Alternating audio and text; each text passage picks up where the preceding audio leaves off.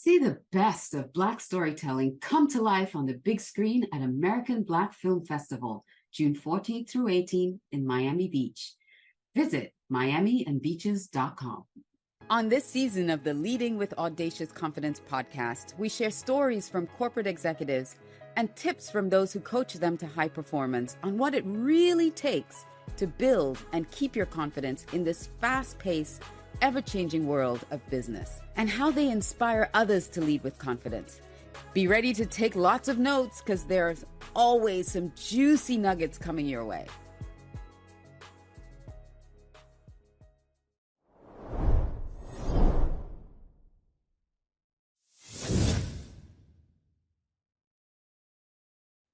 Well, welcome to this episode of Leading with Audacious Confidence. I'm your host, Alicia Curry, and this show is a little bit different than what we normally share. Usually I love to share about the people side of business, the people issues and leadership. But today we're really looking at those threats to your leadership as we invite our guest. And let me tell you who he is. So it's Steve Sanders, and Steve is the Chief Information Security Officer for Computer Services, Inc., CSI, an innovative service-first technology provider offering leading Fintech, Regtech, and Cybersecurity Solutions. Steve oversees the Information Security Governance Program for CSI, ensuring the proper controls are in place to protect CSI's customers, data, and CSI's infrastructure and information. Steve regularly speaks to business leaders about cybersecurity, from conferences to boardrooms, and he uses these platforms to help CISOs and other security leaders think of the cyber challenge as a business problem instead of a technology problem.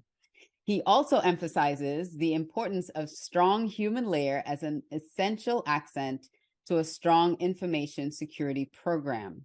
Similarly, he frequently gives presentations to boards of directors and senior leadership teams, helping to lower the technological hurdles, preventing a clear understanding of cyber risk, which empowers better decision-making. So, Steve, welcome to the show. Thank you. I'm excited to be here. So we met when I was speaking at an organization for CISOs. I was speaking at your conference, all about personal branding and building your brand. And we connected on LinkedIn and all of that. And I think you have like a wicked sense of humor.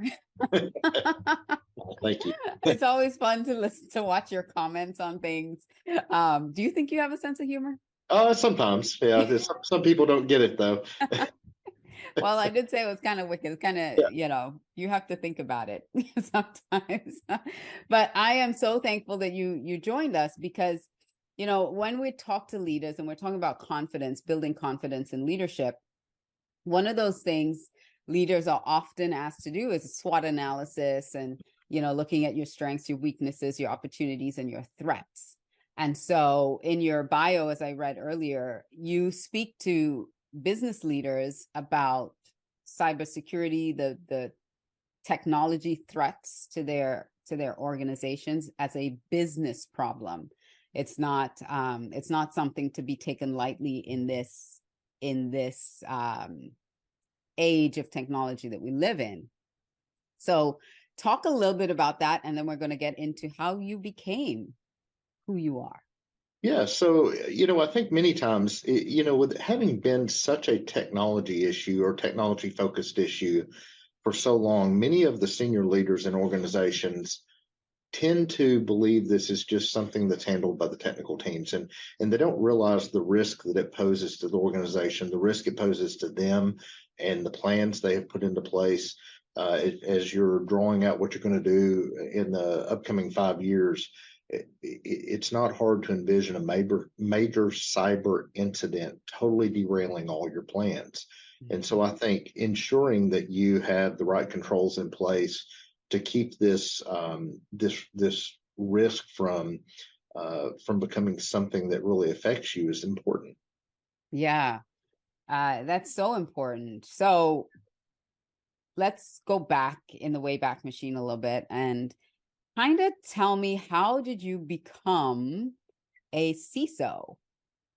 Well, that's a really interesting story, and we probably don't have long enough to go through the whole thing. But I spent a number of years frankly, working as a laborer in a steel mill, and I got laid off from that role. And at that point, I decided that I needed to pursue something I really wanted to do in life, and began looking around at what that would be. And so ended up getting an education that prepared me for this. But I spent I think it was 17 years as an auditor prior to that, and had kind of got my entry into this field through audit. And so when the CISO role came open, it was an area I already had interest, had already proven myself, and so it opened a door for me. And now I've been in this role 18 months or so. Nice. I love to see people's journey because a lot of times, and a lot of people don't start where they end up, right? They don't, Right. they, they started one way thinking this is going to be my career, this is going to be my journey. And then whoops, you take a turn and you end up somewhere magnificent, somewhere else that you never even imagined. Like I never imagined I'd be doing what I'm doing now, never in my wildest dreams. But I love to hear the ins and outs, because it gives people hope. I think if something fell through, listen, it might not have been where you needed to be. So keep yourself open to opportunities and always keep learning.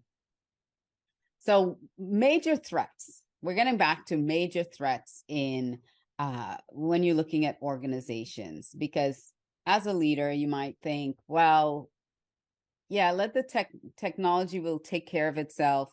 I have to focus on the vision and the mission and keeping innovation and all these things in the forefront of what we're doing in the company, all the people issues and all of that. How can you help them start thinking that you need to think about, aside from the technological side of the threat, how do you layer the people into that threat? Because we're all using technology. That's right. And we're all, the world has changed a lot. We're all really very connected, and we're very vulnerable, frankly. And if we think about security, the more you tighten security down, the less people have the ability to do what they need to do as fast and as easy as they need to do it. And so there's always a compromise there, and you have to make the right decision based upon your risk with that. So with that in mind, some of the bigger threats today that might especially impact an innovative, very fast-moving business, we can point to ransomware as an example. We hear that on the news all the time, and many people think, well, I'm not a Colonial Pipeline. Why would someone target me? Well, Colonial Pipeline didn't think they would be targeted either. And so the bad guys, they know that if they take a business that has money or appears to have money, and they in some way hold their files ransom, either by encrypting them or more commonly stealing those files and saying, if you don't pay me, I'm going to release these to the public. And so if a business isn't prepared to deal with that, it can really put them into a position where maybe they lose a lot of data, or maybe they go through a very embarrassing situation, or they end up having to hire experts to come in and for 6 months or a year, they're trying to recover from this before they can even continue down the path they want to do. It causes them to lose confidence with their customers, with their suppliers, with the regulatory bodies if they're involved, with their employees. And so you have all these different factors that can affect the direction of a business if it gets derailed by that. And similarly, kind of the crown jewels of a company are at risk all the time. If a hacker were to get a hold of sensitive company documents that maybe had things you don't want released to the public, or your customer list, or the secret sauce at what makes your business work, if these items happen to be compromised, either through an employee sending them through an unencrypted email so that it can be intercepted rather easily, frankly, or someone gets into your system and steals those things, I think it's important to have thought ahead of time, what risk do we have to this, and how would it derail our business? What would the impact be to us if this happened? And are we putting the right resources toward that, either through technology, through training, or frankly, through insurance in some cases?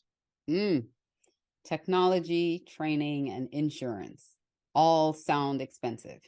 They are. And I think that's where we have to, if we understand what the risks are, we can make good decisions based on that. And unfortunately, cybersecurity is a bit of a thankless industry unless you have a problem. Unless you have a problem. It's like insurance too. It's until you have something catastrophic happen, you're paying this stuff and nobody wants, and it's usually the first thing to go when things get tight. It's like, oh, we're not going to need this and all this. So talk to me about the risk employees. Like, to me, that sounds like one of the bigger risks, because it seems like it's an easy in for hackers. What is the risk of your employees not being trained properly to handle cyber issues, security issues? Yeah, well, Alicia, most simply put, most employees think this isn't my problem. The IT people are going to take care of me. And in fact, that goes from every level of the company believes that many times, that IT is going to take care of me. And they don't realize how vulnerable they are if, for example, a phishing email comes in, and let's say you're in the accounting department and a phishing email comes in saying that there's a wire that needs to be paid, and it looks like it's coming from your CEO, and instead your CEO has been spoofed, and all of a sudden you send out a wire for $500,000 perhaps, and that money's gone. You've lost that money. Yeah. Well, through a little bit of training, that person might not have fallen for that. And so really what it boils down to is ensuring that your employees understand what the risks are, understand their roles in protecting them, that they are the front line of defense. Now, that doesn't take away the technology. That's important. Technology can be your defense too, but your employees play a key role. They can be, for lack of better terms, a town crier. If something looks bad, they can sound the alarm so that everybody becomes aware of whatever that is that looks funny, or they can get the right people involved quickly. Unfortunately, it's not enough to know those things, though, because many people know them. But if you don't act on that, but they don't, they know it in theory, but they'll still click on the email. That's right. Because we've been trained to click. We've been trained to do things. Follow links. Yeah, that's right. Yeah, so we have to rethink how we go about that, and ensure that people really understand the risk it poses to them and the company. And one of the things I tell a lot of organizations when I train them is I think we have an obligation to train our employees how to protect themselves in their own lives, because if they are wise in their own lives, if they are cyber smart in their own lives, they'll be cyber smart at your company as well. Yes. Because a lot of people have their websites stolen, or I just saw an ad for someone who had their website stolen, their social media hacked. So they lose their someone spoofs their social media and sends stuff out to all their contacts. So it's about learning how to practice being online and being vigilant online. Just like when you're walking down the street, you're not going to walk down the street in a dark alley, and you see something suspicious and you're going to continue down that road. You're going to turn around or go somewhere else. We're trained in the physical world to do that, but we have to start training ourselves. If we get a strange message from someone that we think we know, why are we clicking links? Like, I text people and I said, did you just send me something? I'm not clicking on a link. If you didn't tell me that you were sending me this, or that, what this is, I'm not clicking on the link. So sorry, if this was something important, I'm not going to click on it. And they're like, you're so paranoid. I'm like, yes, I am. That's music to my ears. And frankly, I like to think of it this way. If you were to leave your front door wide open while you went out for the day, that's irresponsible. Right. And yet we're leaving our technology front door wide open. And that's where all of our most important information in the world is in these technology systems, from our bank accounts to documentation and scans and Social pictures. Security and all that.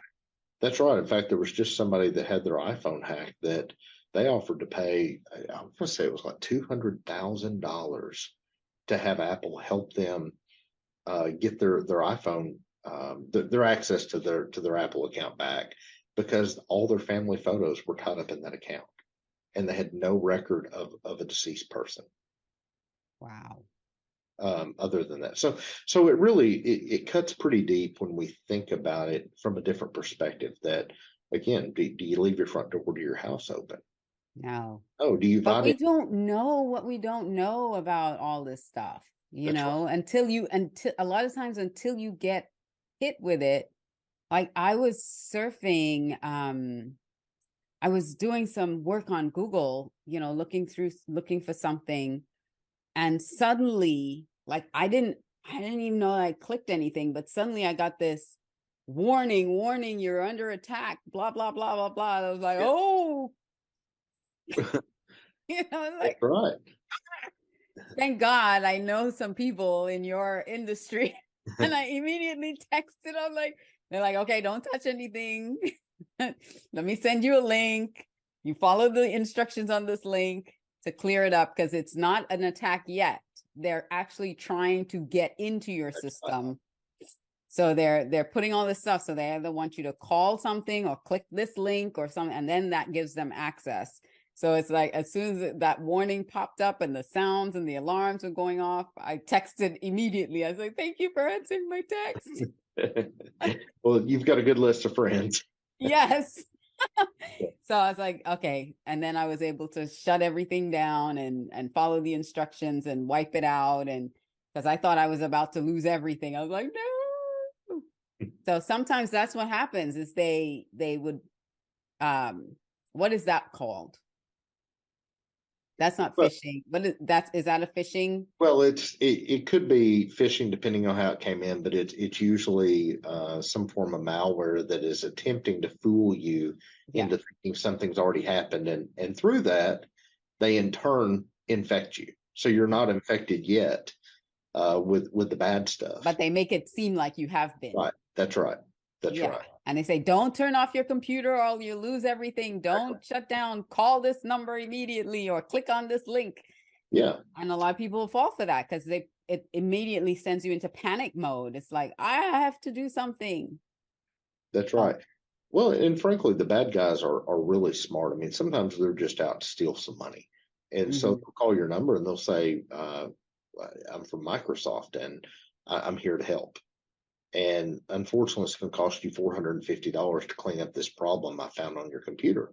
And people pay that. And so, it's a quick monetary loss, which might not affect a business so much, but it's that susceptibility that we have in everything we do online. Yeah. We're trying to be helpful. We have to train ourselves online to be more responsible. That's right. To be more responsible with stuff. So, and try to use a lot of encryption, two-factor authentication. It's a pain, but it's safe.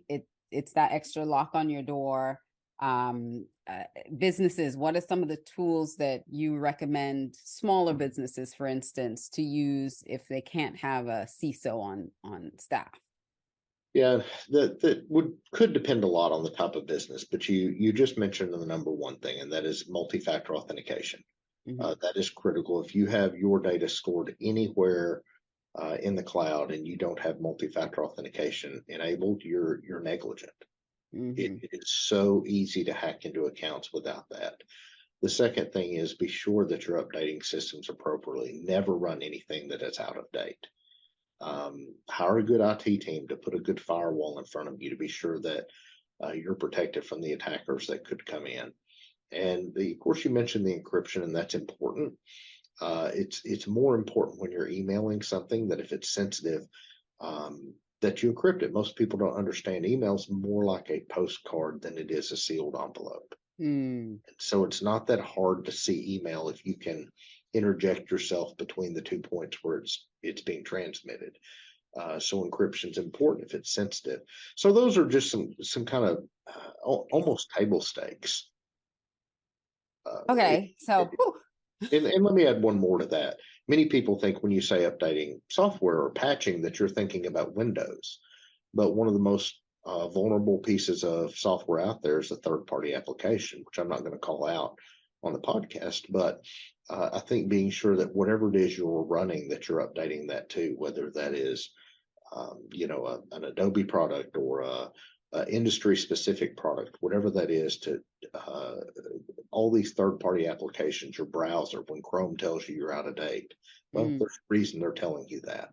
yeah, Get it updated so you can protect yourself. right. Okay. So always don't wait to run the update.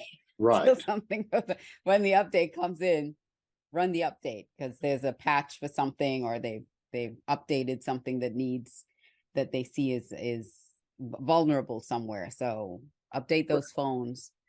And passwords. That still is a challenge for people. It is, and that's part of the reason multi-factor authentication is so important, because we're very we're weak when it comes to passwords, because we don't want to have to remember this totally random crazy password, and so And for someone who's dyslexic like me, listen, well, I passwords, never get it right. it's interesting because the perception around passwords has changed over the last few years, and it's really become where many people say, just come up with a really good, strong password and never change it, but have good multi-factor authentication in place. Interesting. Things combined together.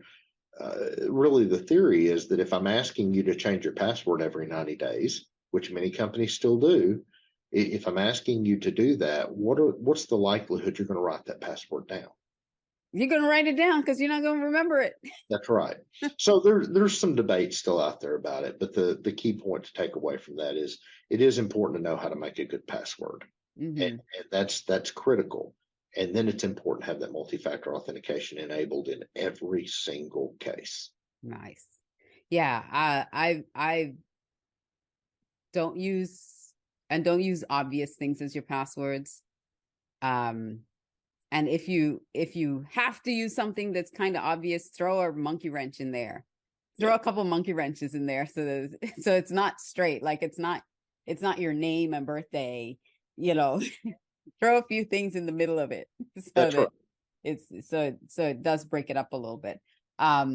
If you can't think of a password, and you have to use your name and birthday, put your street address with it, something, or where you grew up. Nobody remembers in the middle of it. All great tips. What is something else leaders are missing or not aware of when it comes to data security, and especially like updating laws? Because I don't know if the laws are keeping up with the technology. With cybersecurity, in many cases, they aren't.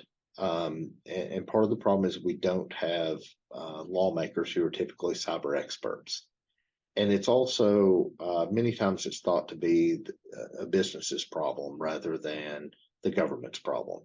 Now that's changing. People are always pulling and tugging, trying to figure out what the right place to be is. But if we pivot over to privacy, the laws are changing all the time. And so, for example, if I remember correctly, a trucking firm was sued for not protecting data appropriately according to privacy laws for $60 million.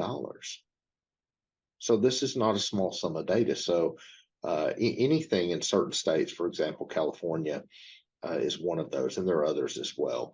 If you're not protecting that data appropriately, and that trucking firm, by the way, they were in violation of a biometric law out of Illinois, if I remember right. And so you have all these laws that you might be required to comply with monetary penalties, and in many cases, the ability to be sued.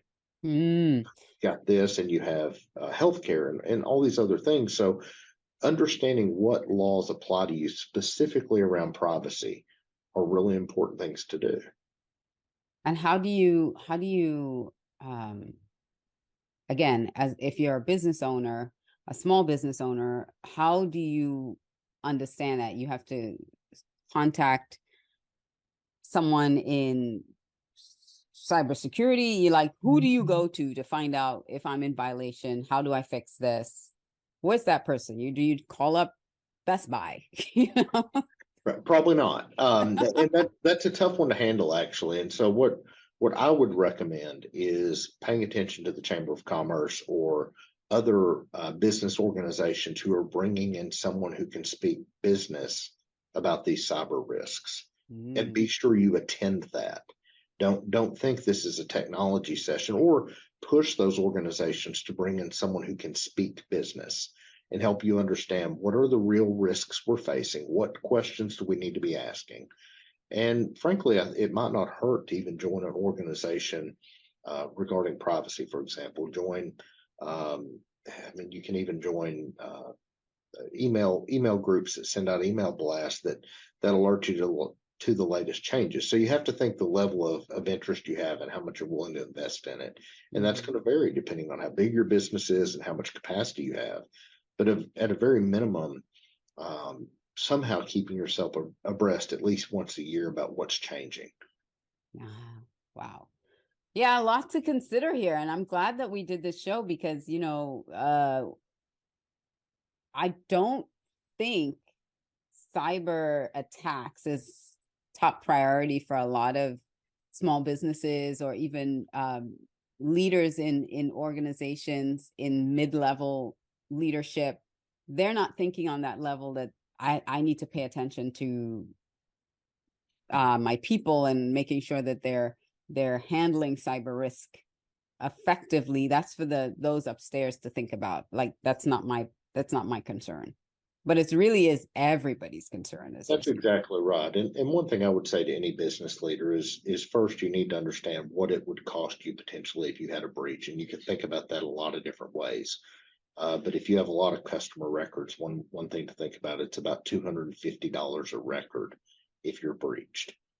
So if for example your organization with lots of customer information, but figure out what a potential breach might cost, and then realize that even though the statistics vary quite a bit, you've got a fairly high shot in the next 3 to 4 years of being breached.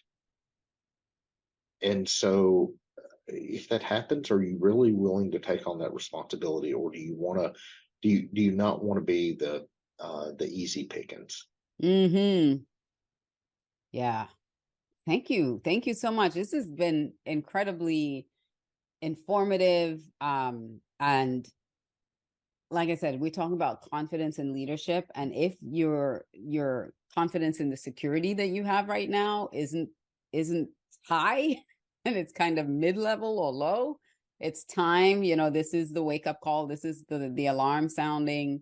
It's time to really pay attention to this and be very, very intentional about how you are protecting the valuable assets of your business that are online, and how you're doing business. Especially, what I find, like, especially businesses in that mid-level range that are scaling and starting to grow rapidly, and they're having so many people come on board that they don't even have the opportunity to train them properly for the job that they're actually doing because they're hiring so quickly. Right. How do they train them to be cyber savvy in all of that?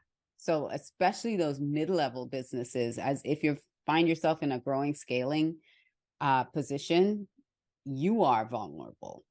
That's right. Yeah, I would, if I could offer a quick piece of advice there, I would say those companies really need to look at fractional CISOs, or look at bringing in a really adept consultant who could give them a full run over and offer them some advice. Yeah.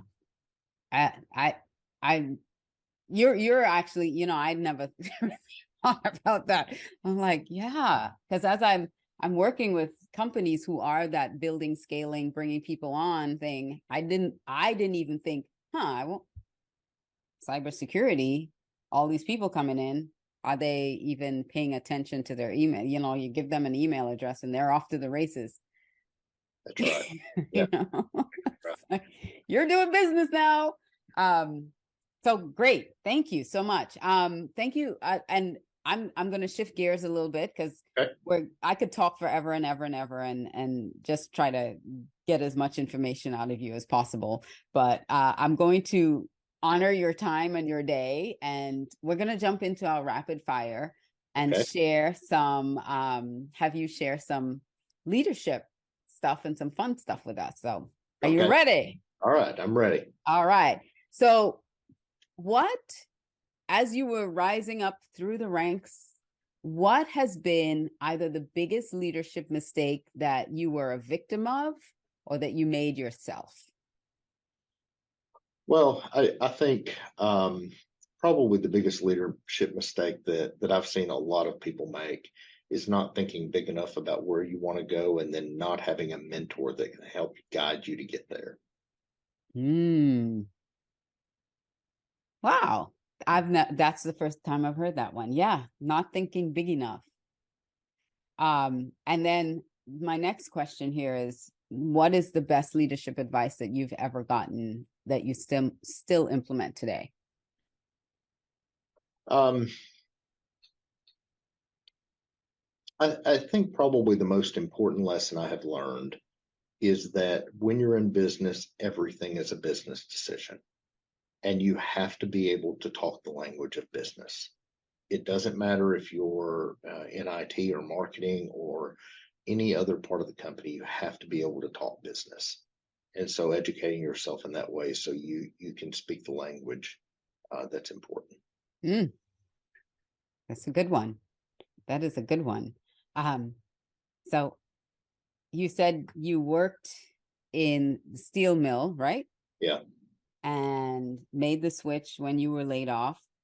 What, in your opinion, was the most Jedi or audacious leadership move that you've ever made that was so out of the box, but it worked? Or are you pretty much in the box kind of guy? No. I mean, I think certainly have done some out of the box things. I think probably the most. This is maybe not exactly where you're going to expect me to go on this, but I think being yourself is actually out of the box today, because everyone tries to fit into a pattern of what they think everyone else expects, and so we lose the advantage of who we are when we try to mold ourselves too much to what other people expect. So we need to understand what our own strengths are and what we bring to the table. And we need to utilize those strengths. The areas that we're weak, we need to build those areas up if we can, or we need to figure out how to mitigate them if we can't. But we shouldn't pretend to be someone else. I am who I am, and I'm where I'm at because of who I am. And if I'm fake about that, there comes a point that runs out. Mic drop. That's awesome. And that's the work I do. Help people be more themselves and be confident in that and understanding their strengths, really digging into their strengths. So I'm imagining this is not one of my rapid fire questions, but as CISOs, like, they brought me in to talk about personal branding, I guess, because the people wanted to hear more about an opportunity to be themselves more, brand themselves more effectively as technology officers. So yeah. All right. This is one of my rapid fire questions. Okay. If you were a castaway on a deserted island and you can only have 3 things either wash up on shore or airdrop to you, what would those 3 things be? And one of them cannot be a cell phone. Okay, the Boy Scout in me is going to come out here. I need a good fixed blade survival knife with a piece of flint so I can start a fire and cut. All right. So I'm thinking water purification next. I need a Kelly kettle camp stove so I can boil water. And I'm wow. I mean, I'm leaving out all these things I would really want while I was alone, to enjoy the time. Um, Third would be a waterproof Bible, Mm. so I'd have something to read uh, and And keep your hope alive. keep my hope alive. That's right. I love that answer. And it's very thoughtful and very, like you said, your Boy Scout came out where you're thinking survival, you're thinking, and I just saw that movie recently too, Castaway. I don't know if you Yeah, ever saw it. And think pieces of it. Yeah. as the FedEx boxes were washing up on shore, hoping that there's something in there that he could use. And it wasn't the pocket knife. Yeah. So who is someone that inspires you every day? There are a lot of people that I would probably put into that list, but I've moved my mind in recent years more towards people who have really thought differently about the world. And one of those that stands out to me is Ray Dalio. Ray Dalio wrote a book called Principles, which is outstanding, by the way. And he approaches life through a principled approach, meaning he defines what his principles are, and he doesn't violate those principles. And so that's how he approaches life. So I look forward to seeing posts by him on a daily basis. Nice. All right. So within like the same line of questioning is, if you could choose one person, real or fictional, alive or past, who would you want to sit down and break bread with?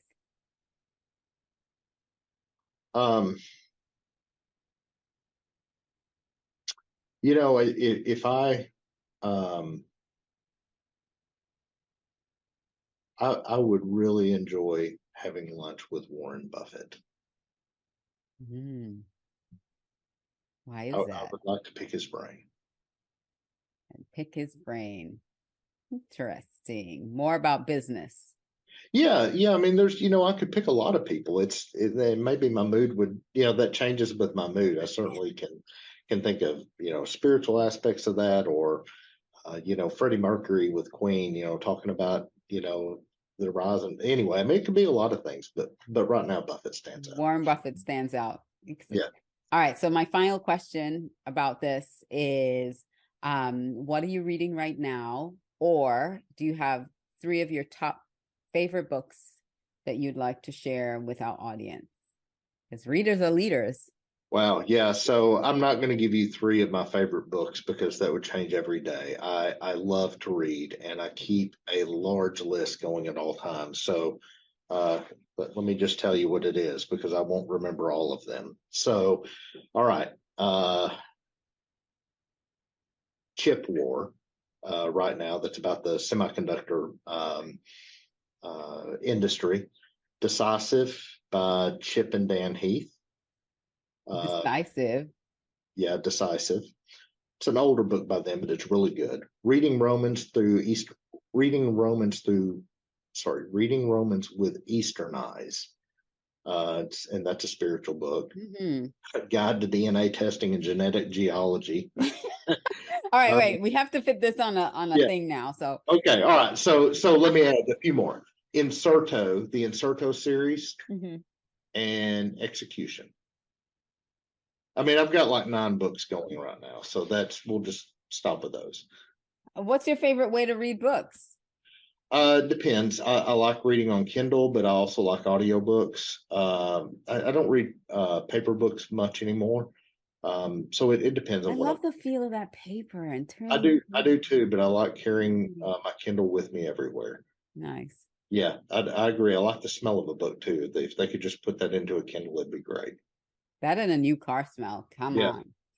Well, I appreciate you. How can people get a hold of you if they had more questions?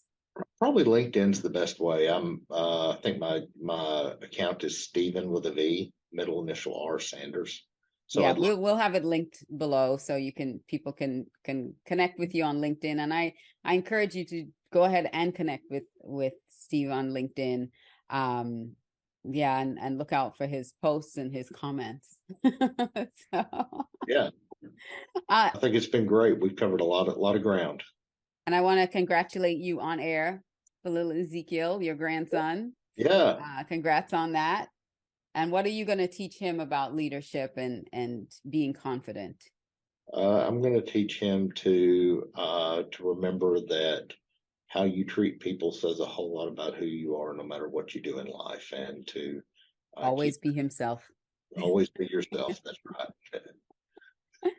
All right. Thank you so much, Steve. It was my pleasure. Yeah, mine too. All right. So for those of you watching, I want to encourage you to lead yourself, lead your teams, and lead your organization with audacious confidence. Until next time, this is Alicia Curry. Bye.